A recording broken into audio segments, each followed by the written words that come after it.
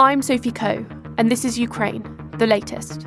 Today, we discuss the latest updates from the front lines of the war in Ukraine, explore the alleged treachery uncovered in Ukraine's security services, and analyse the significance of Putin's visit to Iran. This hideous and barbaric venture of Vladimir Putin must end in failure. Nobody's going to break us. We're strong. We're Ukrainians. Every weekday afternoon, we sit down with leading journalists from the Telegraph's London newsroom and our teams reporting on the ground to bring you the latest news and analysis on the war in Ukraine.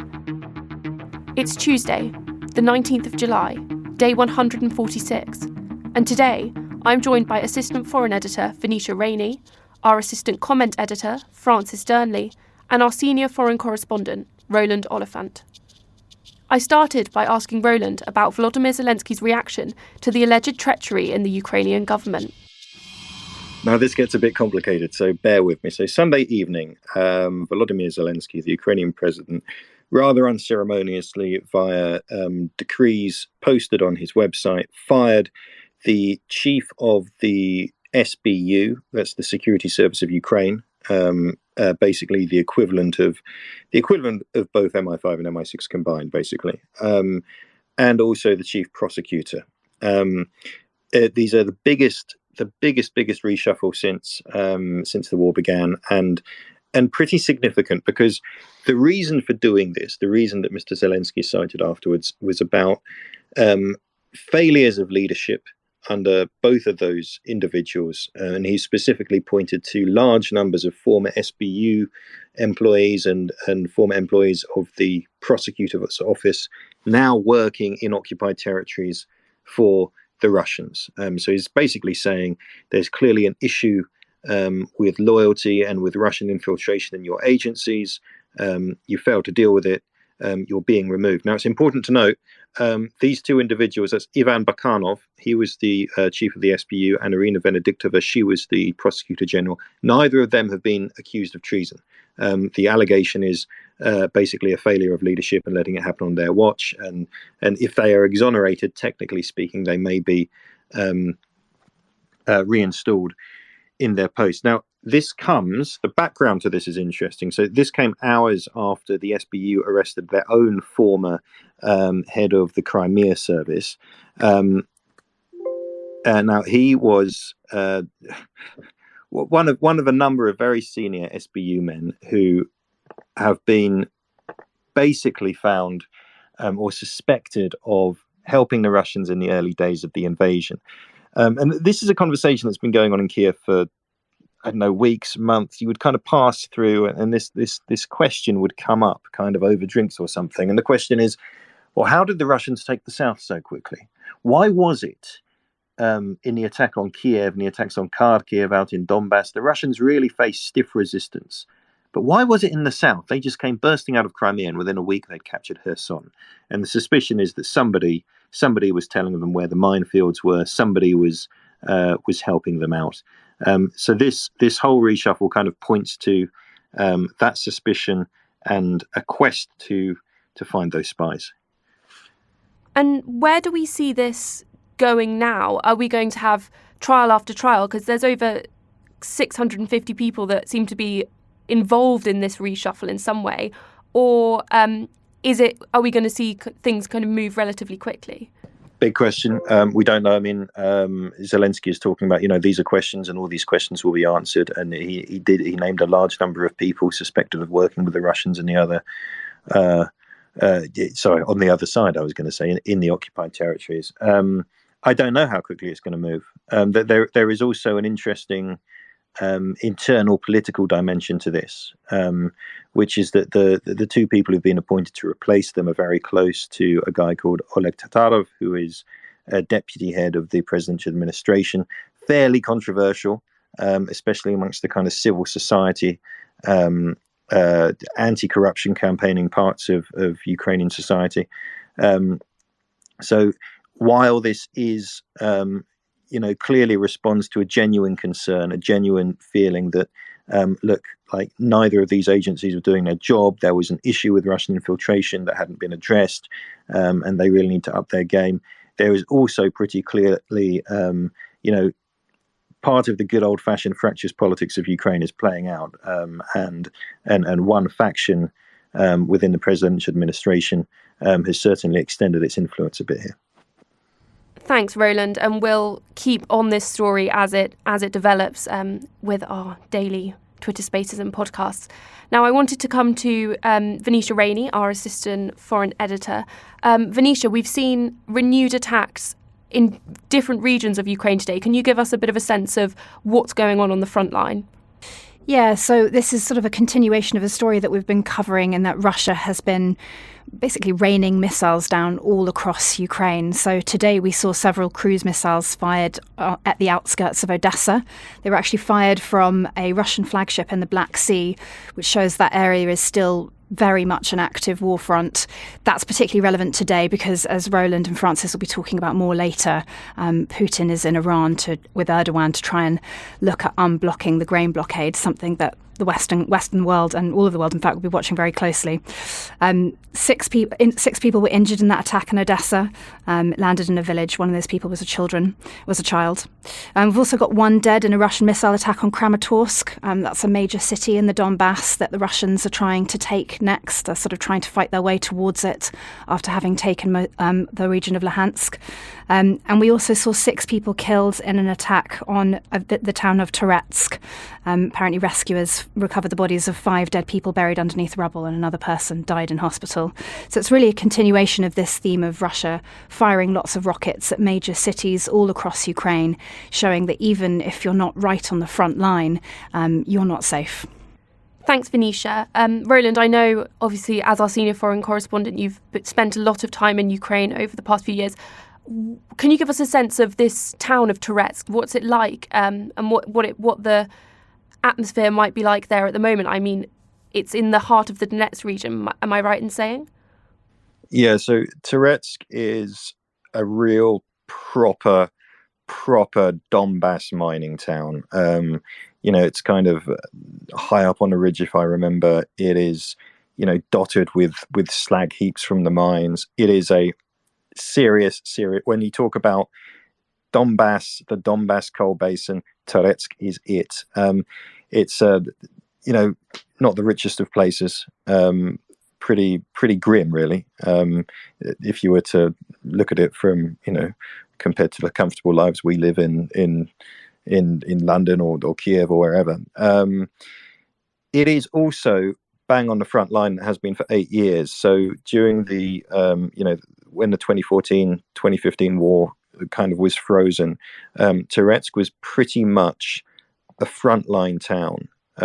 It sits opposite a place called Horlivka, which is a Russian stroke separatist stronghold, kind of across the valley. Now, it wasn't right on the line of contact, but it was pretty close. And that means it's a kind of place where people carried on, people carry on going to work in the mines and things like that. But, these places began to empty out. And of course, since the war has begun, the full-scale invasion began on the 24th. The line of contact has become much more active. It's become much more dangerous. I drove through Toretsk on a way to a place just south of there called New York, which is even closer to the front, just a couple of months ago. And it was like lots of towns in the area. I mean, streets deserted, very few people around, a couple of nervous soldiers on the checkpoint, going in, going out, 1 or 2 cars on the roads, and you can always hear in the distance the shelling. Now, the big battle around there is further south. There's a place called Avdiivka, and you can hear everything that's going on down Avdiivka from that kind of area. Shells hitting there, sadly, not necessarily that surprising. Another thing to note about this area is that the old line of contact here hasn't really moved that much at all. So the front line here still remains pretty much what it has been for 8 or 9 years. And Toretsk is just on the Ukrainian side of that line. Thank you so much, Roland. So I want to also bring in our assistant comment editor, Francis Dearnley now, who's going to tell us a bit more about another very significant update over the last 3 days in relation to gas supplies across Europe. Yes, well, thank you, Sophie. We'll talk about the food front in a moment. Roland and Venetia were both just talking about the military one. I just want to talk about the energy front line briefly. In the last 24 hours, we've heard that Gazprom is cutting gas supplies that eventually feed into Europe, and particularly via Germany. It's declared a force majeure, heightening fears of a complete cut-off that could trigger significant energy shortages across the continent over the winter period. I should say that this, of course, Gazprom is the state-controlled energy giant, controlled by Russia. And a letter was put out yesterday saying that it could no longer fulfill its supply obligations because of, quote, an extraordinary circumstances, end quote, outside of its control. Now, that may be the official line, but of course, it won't surprise our listeners to say this is almost certainly a political maneuver by the Kremlin to put increasing pressure on the West at what feels like a really critical moment of the war. We understand that certain panicked EU governments, not least Germany, as we were talking about last week, are already wargaming for the possibility of a winter of disconnect without the usual supplies of Russian fossil fuels to heat homes and keep factories open, for instance. And I spoke last week about just quite how severe that cutoff might be for Germany in particular. 6 million job losses, asking the public to share baths, share showers, etc. I mean, just extraordinary for Europe's foremost economy. But just to offer some broad analysis of this, I think it's becoming increasingly clear in Berlin, Paris and London and other cities in Europe that Putin's plan is to turn off the tap in winter, or at the very least to limit the gas supplies to an extent that it will have considerable harm.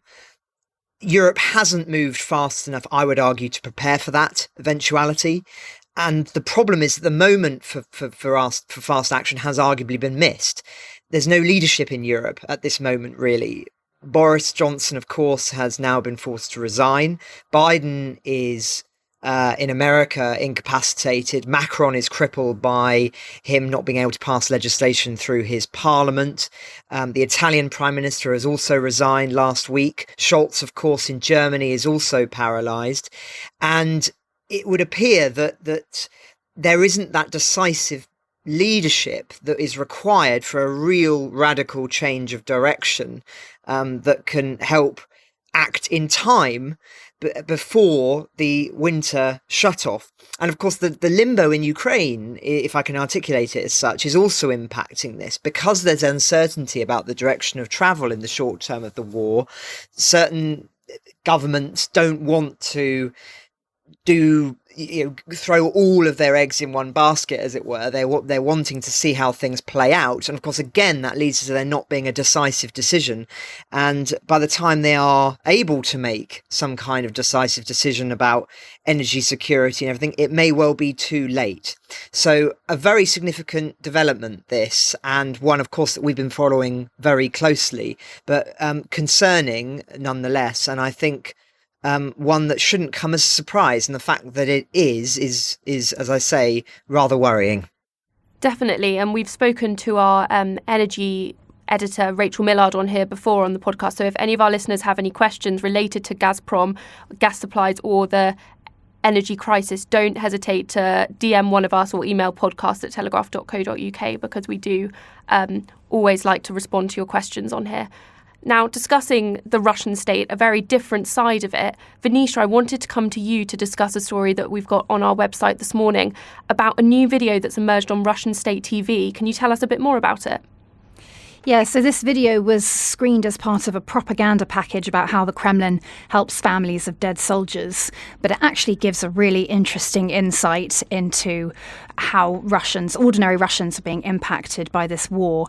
So it meets the parents of a 33-year-old late senior sergeant called Alexei Malov, and you see the sort of reporter meeting his parents in this village near Saratov, which is a city in central Russia.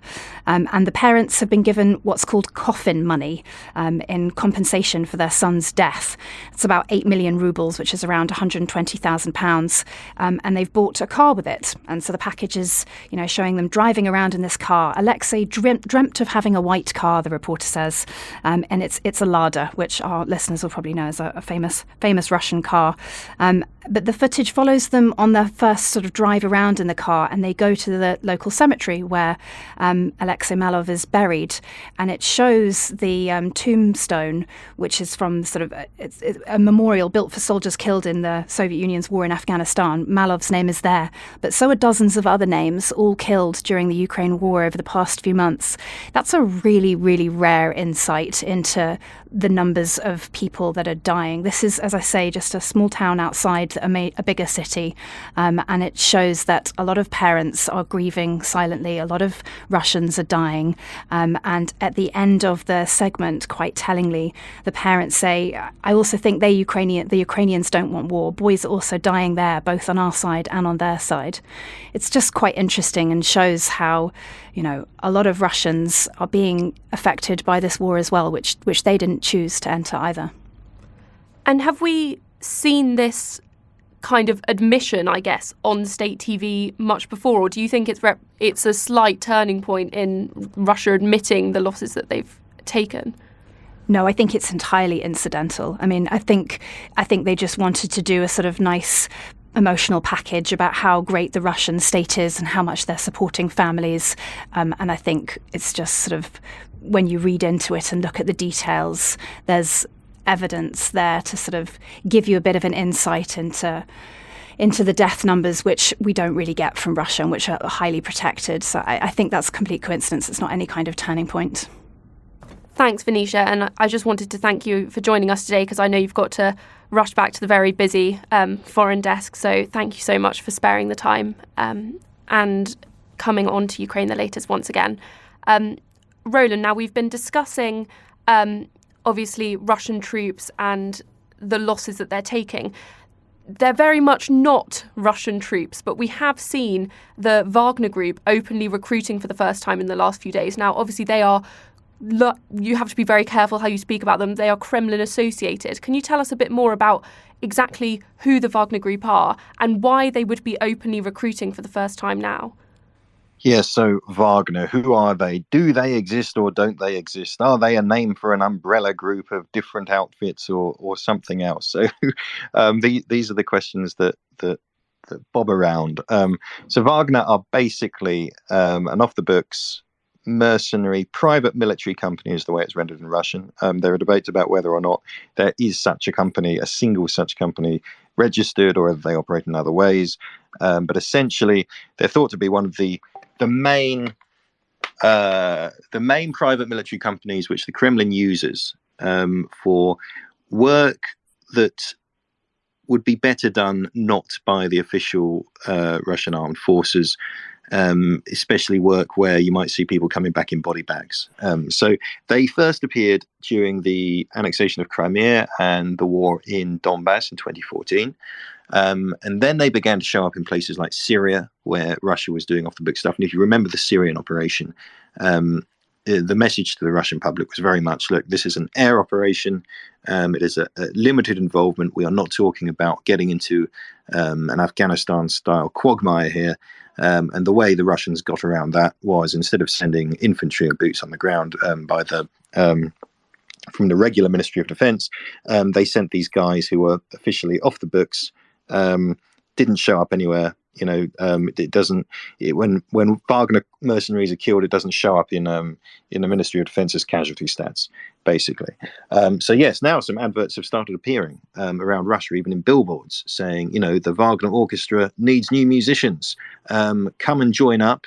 And you know what? It's good money. I mean, they're offering a salary of something around $200,000. Sign up bonuses in 200,000 rubles. What am I talking about?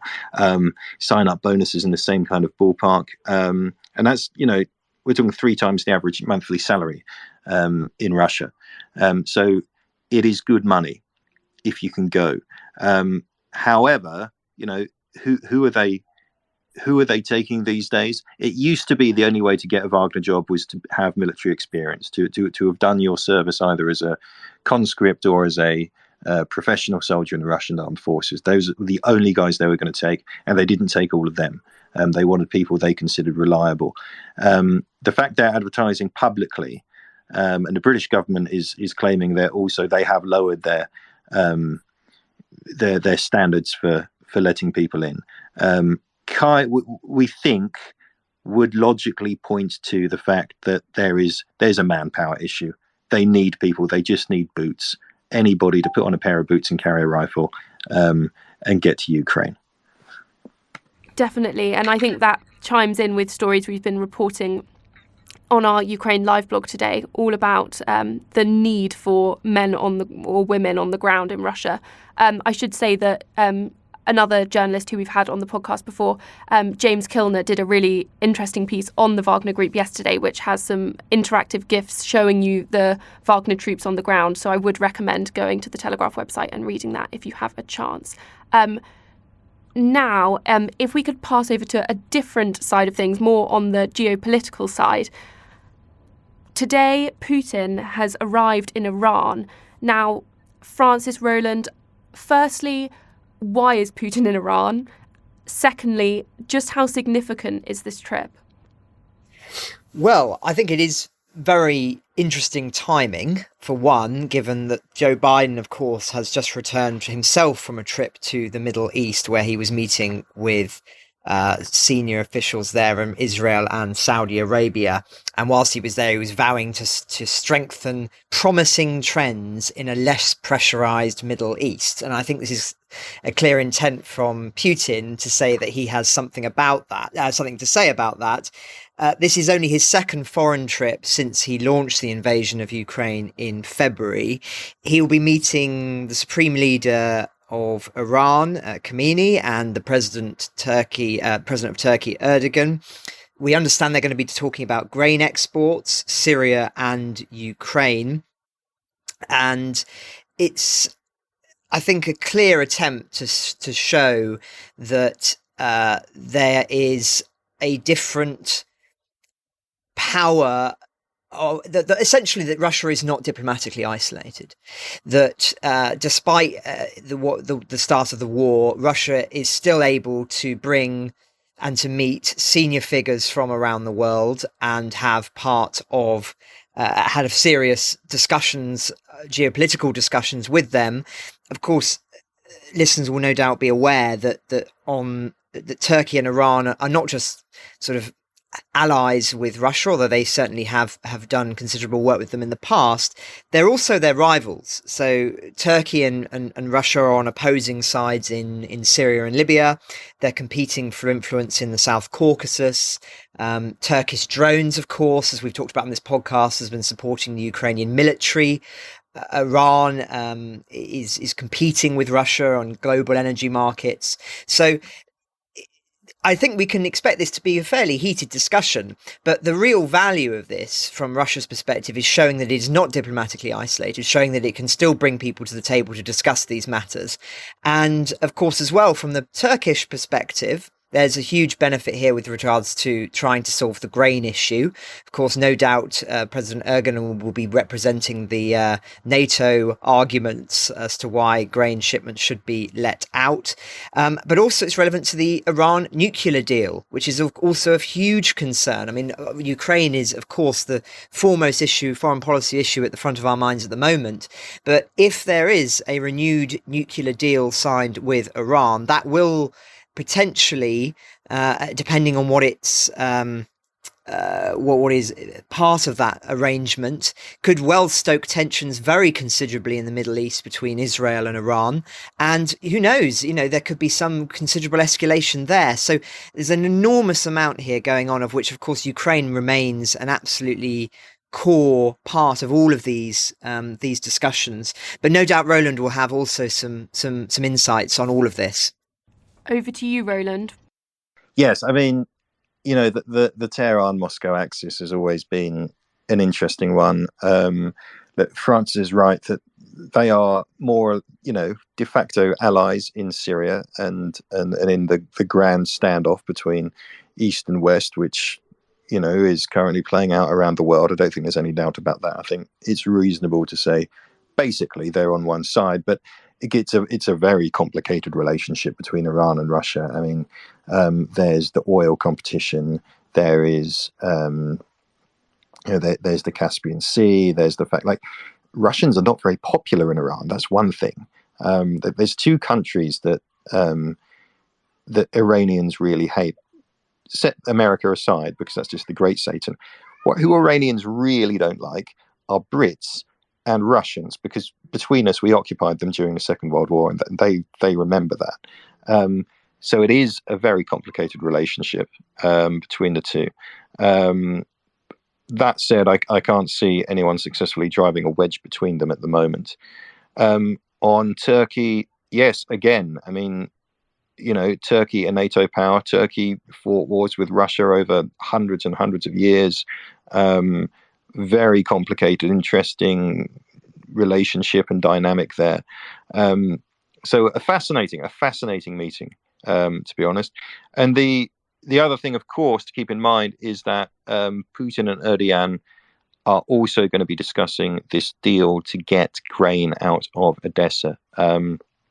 So where we are with that agreement is we were briefed last week by a Western security source, basically, who said, look, an agreement has been hammered out between the United Nations, the Russians, the Ukrainians. The deal looks like this. The Ukrainians are going to let ships through their minefields. Some of the mines will be removed. Ukrainians will pilot those ships. The Turks will inspect ships going into Odessa to reassure the Russians that weapons are being delivered. The Russians won't take military advantage of this. All of this. Erdogan telephoned Zelensky and Putin last week to get the go-ahead. Zelensky said yes. Putin said, I think I'd like to speak to you in person about this. Let's chat in Tehran. So we're all waiting to see what happens after Putin and Erdogan speak today.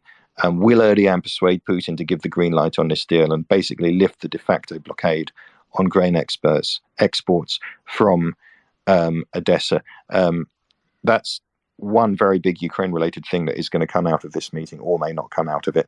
And of course, it's not just Ukraine watchers like us who are watching that. It's, the World Food Programme and governments in Africa and around the world who are, deeply, deeply concerned about international food inflation, which is affecting every last one of us. If I could just jump in there, I mean, I think one thing we can say for certain about Vladimir Putin is that he will want to, if there is some sort of grain deal, will want to get the biggest advantages for Russia possible. And they will have to be massive because, as I've made this point on the podcast in the past, and also I think it was on Friday, the grain issue is one of the very few, I suppose, strengths that or advantages perhaps that Russia has in this war. They effectively, like with energy, they have a real stranglehold on global markets. And so he will not want to give that up when the military situation is so precarious, when the energy situation is currently favorable to him. This will be another string in his bow. And I think we should be very cautious of expecting any sort of deal to be one that will solve the food issue overnight, because I think that it's too advantageous for Putin for this crisis to continue for a considerable amount of time. Thanks, Francis. And I know today we've heard as well that Ukraine's agriculture minister said that that Ukrainian farmers will be planting 60% less wheat this year due to the export block. So in a sense, this is becoming kind of a situation from both sides where we're seeing Ukraine planting less because they can't sell it, and then that's going to have a even more stretched out impact on the global food market. In terms of Putin's visit, in what ways is this linked to Biden's Middle East visit that we spoke about on this podcast just a few days or weeks ago? Well, as I say, I think it's hugely connected to it symbolically, saying that America does not have the final say on issues in the Middle East. Of course, Putin very much sees that Russia's geopolitical influence is perhaps most significant in the Middle East. And so him going there immediately afterwards is saying is that whatever conversations are taking place around this region, we are going to be part of them. And so I think in that sense, it's a huge parallel, a huge echo of that. Of course, all of this plays into the much broader debates that we've talked about on this podcast about the future direction of travel for the whole world. And that is, of course, why the Ukraine war is so significant, is that if the West is able to defend its values in Ukraine, sort of the democratic, the capitalist, etc., then that sends a very clear message to emergent economies in Africa and Asia to say, that the West is here to stay, this is the way to go, as opposed to the more autocratic models offered by China and by Russia. And so all of this is playing on that much wider backgrounds. And so, of course, that's why both Biden and Putin want to be seen as being brokers in that issue. There was a very interesting data that came out of a poll conducted by the Arab Barometer Network for the BBC, and it interviewed nearly 23,000 people across 9 countries and the Palestinian territories in the Middle East and North Africa. And essentially its conclusion was that as things stand, and I'm sort of summarising here, but this is the essence of the argument, is that Arabs are losing faith in democracy to deliver economic stability. The findings are that after a decade after the Arab Spring protests, which were called, of course, for democratic change, only one of those countries, which is Tunisia, remains a democracy. But even that is currently under threat. And it appears that the attitudes are shifting more in an autocratic direction. And so I've no doubt this won't have been missed by Western powers, and they'll want to be saying and showing that the West does still want to engage proactively with these places, and to say that no, there is an alternative other than the autocratic one. So it's all playing out, as I say, on this sort of backdrop. And just one other very sort of loosely connected to this, but it's, as I say, just mentioning it because it will no doubt have escaped people's attention, is what's going on in Sri Lanka at the moment. So Sri Lanka's essentially its president's just had to flee the country, has had to resign. But part of the reason for that, of course, is that China was able to step into that country, and there was an opportunity missed really in 2009 when Britain and other Commonwealth countries could have helped to rebuild, could have done more to encourage good governance. Instead, they sort of departed and China moved in instead. They were essentially able to erode the Sri Lankan economy, and that has played a huge role in the inflation that has taken place there and has now precipitated, in part due to other policies, of course, to the decline and the unrest in that country. So as I say, all of these issues around geopolitical directions of travel are playing out right in front of our eyes at the moment. And that is why Ukraine is so significant, because we really are at a moment of huge historical significance, I think. And historians, no doubt, in the future will ask and ponder were certain decisions made now that could have changed the fate of countries for the next 20, 30, 40 years? Yeah, I've got just a little follow-up on that thought about things playing out. I mean, it seems to me that people have kind of finally woken up to how fast the world is moving, and it took a while to get there. When I was working in Moscow, there was this kind of received wisdom, which was, Russia is a post-Cold War, post-Great Power. Its objective in Africa, its objective in the Middle East is just to be friends with everybody. It's not going to stir any trouble, just maximize its economic advantage. And that was kind of true until, the early to middle half of the last decade. And then suddenly, right up to the moment when it was finally revealed that Russia had troops on the ground in Syria, people were saying, oh, wow, I wouldn't pay too much attention to the Russians here. You talk to diplomats in the Foreign Office and you'd say, well, what about the Russians here? Oh, well, I don't think they're X or absolutely astounding. And then bang, things would change. Ukraine happened, Syria happened, all this stuff. And suddenly, here we are, 7-8 years later, and Russia is indeed Moscow, once again, a serious power broker in those parts of the world, or at least attempting to play that role, attempting to reassert itself. And, history is very much, again, on the move, if anyone is in any doubt. And it seems like the right time now, bearing in mind that we're looking forward to think about what we usually do at the end of these episodes, which is a final thought to the listener. I'm guessing history being on the move is certainly a thought everyone should be keeping in their minds. How about in the now? What should our listeners be thinking of throughout this week in terms of Ukraine and also obviously the wider diplomatic happenings? Well, certainly history never ends, and unfortunately we lived in a period where certain people thought it had, and I remember on the very first episode of this podcast we made just that point. My final thought would just be, again, on the diplomatic front, relating to a comment made by the Ukrainian Minister of Foreign Affairs. He's waded into the current leadership contest here in the United Kingdom. Just for the benefit of our international listeners, of course, we've covered already that Boris Johnson has been forced to resign. There is currently a leadership contest taking place of who to replace him within his own party. Ukraine has not been at the forefront of the discussions, perhaps surprisingly. It's more been about the domestic picture, cost of living crisis, and particularly around inflation and the financial current state of play here.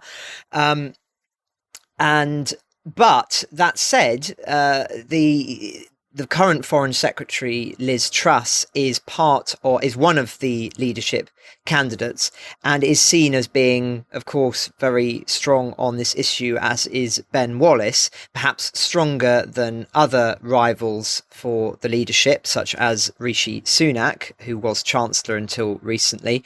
And perhaps due to this, the Minister of Foreign Affairs from Ukraine has said, and I quote, "UK support has been vital for Ukraine's defence all the way through Russian aggression. I'm deeply grateful to the government of the UK and especially my counterpart Liz Truss. Her mettle, inner steel and clarity of purpose has been indispensable in crafting crucial decisions." So I think we can definitely read from that who they would like to win the leadership contest. Of course, the slight issue there is it's no means guaranteed to be the foreign secretary that gets the title. And of course, if it were her, she's a pretty divisive figure within the party, I think it's fair to say. And the last thing that Ukraine should want would be more instability in Britain. I think that after the leadership contest is over, they will want a strong government with a consistent vision. So we shall see. They may have to be careful what they wish for. But that would be my final thought, is watch over the next few days. There's going to be some interesting developments here in Britain on the leadership front. And I think Ukraine may well become more of a discussion point than it has been. And of course, that will have some significance in the days ahead. Thanks, Francis. And what about you, Roland? What would you leave our listeners thinking about? In terms of the battlefield, I mean, Ukrainians have claimed today that they have stabilized the front, largely thanks to the HIMARS. And we've spoken at length over the past couple of weeks about the HIMARS strikes and how that's eroding Russia's logistics and so on, and will it change the course of the war? So this is the point where the Ukrainians seem to be saying, okay, we haven't turned the tide, but we've stopped it rising. So the next thing to watch, and this probably isn't going to be something you see over the next weekend or even over the next week, but it is something to keep your eye on. Is the moment going to come when the Ukrainians start to really push back and try to put in a counteroffensive? We've seen the HIMARS, the M270, which is another multiple launch rocket system, is probably going to be in the field quite soon as well. That's one of the ones that I think Britain's donating, actually. So that is the thing to watch militarily. I think Francis is absolutely right to bring up the British leadership election. I'm frankly slightly shocked at how Ukraine has barely been mentioned in this entire discussion between these people who want to be the next British Prime Minister, and there has been almost no discussion whatsoever of the enormous, great big ground war in Europe, the epoch-defining conflict, which the outgoing Prime Minister has made very clear is something Britain is very, very interested in. That Britain is very committed to Ukraine's victory in that war. Why aren't they talking about it? And this is the niggling thought at the back of my mind. We've been generally assuming that support for the British government's position on Ukraine is pretty solid. It's bipartisan. It covers all parties in the House of Commons. You can just drive around. I'm in southeast England at the moment. You can drive around the villages around here and you'll see Ukrainian flags on people's flagpoles. Britain is solid behind this. Or is it? All right. It wasn't that long ago. You could hear members of the Conservative Party, members of Parliament, who are still members of Parliament today, who would, be saying things like, well, haven't the Russians got a point, and so on and so forth. I'm wondering whether, with this change of government and with this looming cost of living crisis coming up in winter, whether Britain's resolve on this is going to be shaken, but that is yet to be seen. Ukraine the Latest is an original podcast from The Telegraph. To stay on top of all of our Ukraine news, analysis and dispatches from the ground, subscribe to The Telegraph. You can get your first 30 days completely free at telegraph.co.uk/audio, or sign up to Dispatches, our Ukraine newsletter, which brings stories from our award-winning foreign correspondents straight to your inbox. You can listen to this conversation live at 1 p.m. each weekday on Twitter Spaces. Follow The Telegraph on Twitter so that you don't miss out. If you enjoyed this podcast, please consider following Ukraine the Latest on your preferred podcast app. And if you have a moment, leave a review, as it helps others find the show. You can also get in touch directly to ask questions or give comments by emailing podcasts@telegraph.co.uk. We do read every message, and we're especially interested to hear where you're listening from around the world. Ukraine the Latest is produced by Louisa Wells and Giles Gear, and today on Twitter, Jaden Irving.